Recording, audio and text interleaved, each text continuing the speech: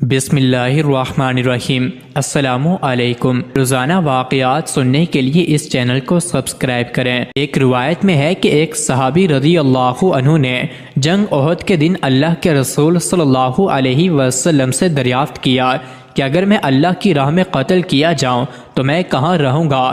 آپ صلی اللہ علیہ وآلہ وسلم نے فرمایا کہ جنت میں۔ یہ سن کر انہوں نے اپنے ہاتھ کی کھجوریں پھینک دیں اور لڑتے ہوئے شہید ہو گئے۔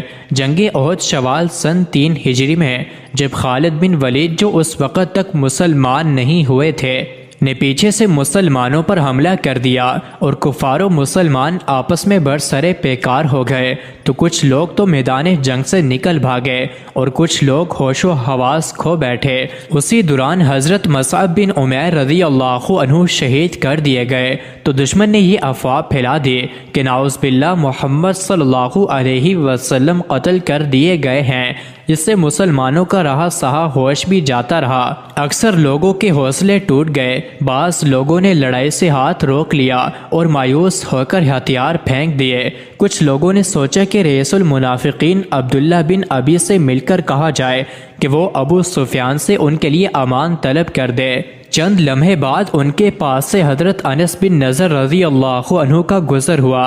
دیکھا کہ لوگ ہاتھ پر ہاتھ دھرے بیٹھے ہیں، پوچھا کس چیز کا انتظار ہے؟ جواب دیا کہ رسول اللہ صلی اللہ علیہ وآلہ وسلم قتل کر دیے گئے۔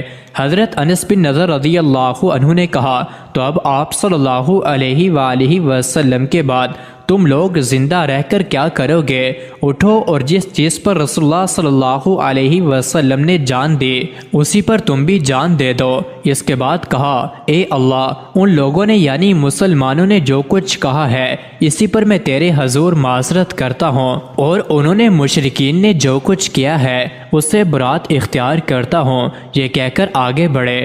آگے حضرت سعد بن معاذ رضی اللہ عنہ سے ملاقات ہوئی۔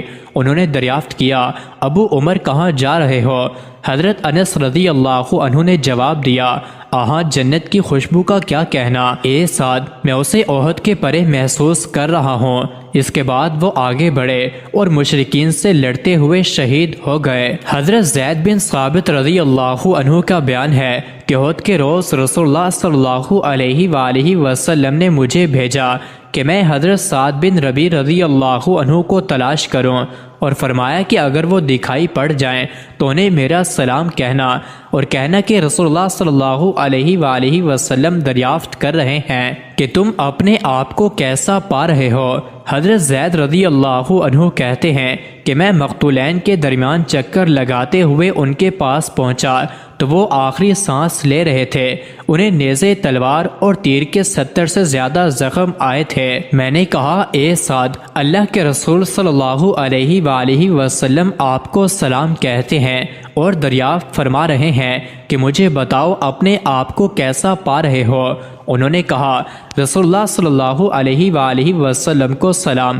آپ صلی اللہ علیہ وسلم سے عرض کر دینا یا رسول اللہ صلی اللہ علیہ وآلہ وسلم جنت کی خوشبو پا رہا ہوں، اور میری قوم انصار سے کہو کہ اگر تم میں سے ایک آنکھ بھی ہلتی رہی اور دشمن رسول اللہ صلی اللہ علیہ وآلہ وسلم تک پہنچ گیا تو تمہارے لیے اللہ کے نزدیک کوئی عذر نہ ہوگا۔ اور اسی وقت ان کی روح پرواز کر گئے۔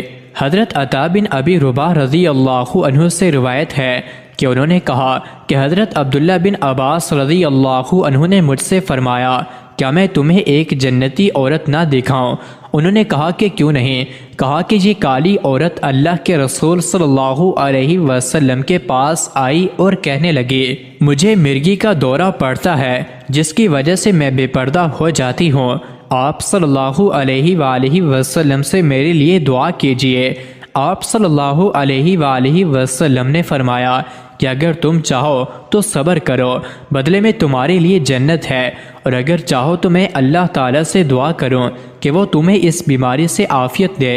اس عورت نے کہا کہ میں صبر کرتی ہوں، مگر چونکہ میں بے پردہ ہو جاتی ہوں اس لیے آپ صلی اللہ علیہ وآلہ وسلم سے دعا کیجیے کہ میں پردہ نہ ہوا کروں۔